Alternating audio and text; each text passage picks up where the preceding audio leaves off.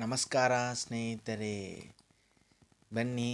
ನೀವು ಕೂಡ ಖಾಸಗಿ ಕಂಪನಿಯಲ್ಲಿ ಕೆಲಸವನ್ನು ಮಾಡ್ತಾ ಇದ್ದರೆ ನಿಮಗೊಂದು ಗುಡ್ ನ್ಯೂಸ್ ಬಂದಿದೆ ಅಂತ ಹೇಳಬಹುದು.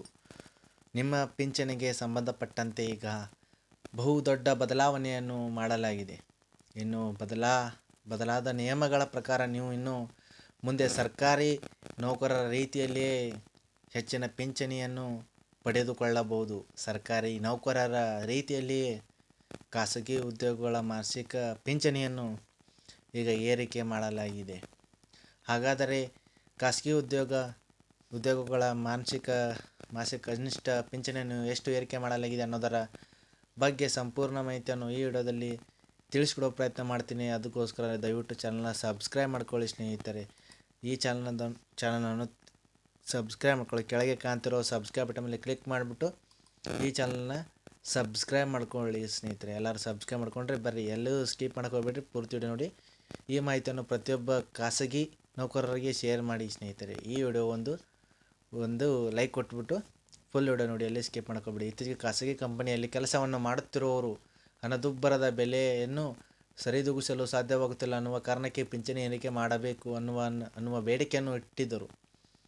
ಅದೇ ರೀತಿ ಏಪ್ರಿಲ್ ತಿಂಗಳಲ್ಲಿ ಸುಪ್ರೀಂ ಕೋರ್ಟ್ IPC 95 ಪಿಂಚಣಿಯ ಗಣನೀಯ ಪ್ರಮಾಣದಲ್ಲಿ ಹೆಚ್ಚಳ ಮಾಡಲು ಅನುಮೋದನೆಯನ್ನು ಕೊಟ್ಟಿತ್ತು. ಸುಪ್ರೀಂ ಕೋರ್ಟ್ ಅನುಮೋದನೆಯ ಪ್ರಕಾರ ಕನಿಷ್ಠ ಪಿಂಚಣಿಯನ್ನು ತಿಂಗಳಿಗೆ 1,000 ರಿಂದ 7,500ಕ್ಕೆ ಏರಿಕೆ ಮಾಡಲಾಗಿದೆ.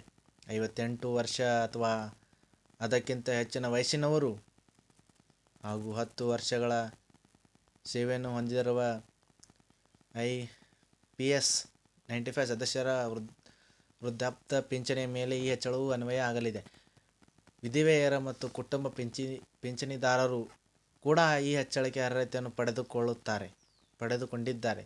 ಅದೇ ರೀತಿ 7,500 ರೂಪಾಯಿ ಪಿಂಚಣಿಯ ಮೇಲೆ ಶೇಕಡಾ 50ರಷ್ಟು ಡಿಎಯನ್ನು ಕೂಡ ನೌಕರರು ಪಡೆದುಕೊಳ್ಳಬಹುದು. ಪಿಂಚಣಿಯ ಜೊತೆಗೆ ಡಿಎಯನ್ನು ಸೇರಿಸಿ ಮಾಸಿಕವಾಗಿ 11,250 ರೂಪಾಯಿ ಪಿಂಚಣಿಯನ್ನು ಪಡೆದುಕೊಳ್ಳಬಹುದು. ಖಾಸಗಿ ಉದ್ಯೋಗಗಳ ಕನಿಷ್ಠ ಪಿಂಚಣಿಗೆ ಈಗ ಡಿಎಯನ್ನು ಕೂಡ ಸೇರ್ಪಡೆ ಮಾಡಲಾಗಿದೆ. ಕನಿಷ್ಠ ಪಿಂಚಣಿ 7,000 ರೂಪಾಯಿ ಆಗಿದ್ದು, ಡಿಎ ಸೇರಿಸಿ 11,250 ರೂಪಾಯಿ ಹಣವನ್ನು ಪಿಂಚಣಿ ರೂಪದಲ್ಲಿ ಇನ್ನು ಮುಂದೆ ಖಾಸಗಿ ನೌಕರರು ಪಡೆದುಕೊಳ್ಳಬಹುದು.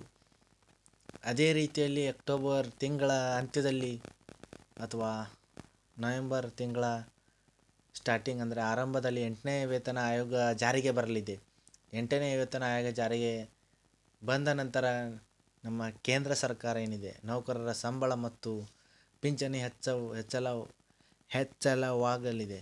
ಸ್ನೇಹಿತರೆ, ನೀವು ಕೂಡ ಖಾಸಗಿ ಉದ್ಯೋಗಿಯಾಗಿದ್ದು ಪ್ರತಿ ತಿಂಗಳು ಎಷ್ಟು ಪಿಂಚಣಿಯನ್ನು ಪಡೆದುಕೊಳ್ಳುತ್ತೀರ ಅಂತ ನಮಗೆ ನಮ್ಮ ಕಮೆಂಟ್ ಬಾಕ್ಸ್ನಲ್ಲಿ ನಿಮ್ಮ ಅನಿಸಿಕೆಗಳನ್ನು ಎಷ್ಟು ಪಡೆದುಕೊಳ್ತೀರ ಅಂತೇಳಿ ಕಮೆಂಟ್ ಮಾಡಿ ಸ್ನೇಹಿತರೆ.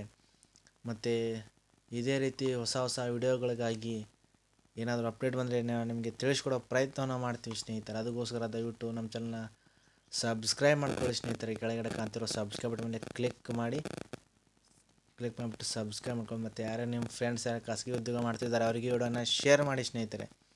ದಯವಿಟ್ಟು ನಿಮ್ಮ ಫ್ರೆಂಡ್ಸ್ಗಳಿಗೆ ಯಾರು ಉದ್ಯೋಗ ಮಾಡ್ತಿದ್ದಾರೆ ಅವರಿಗೆ ವಿಡಿಯೋನ ಶೇರ್ ಮಾಡಿ, ಅವರಿಗೂ ಕೂಡ ತಿಳಿಸ್ರಿ ಸ್ನೇಹಿತರೆ.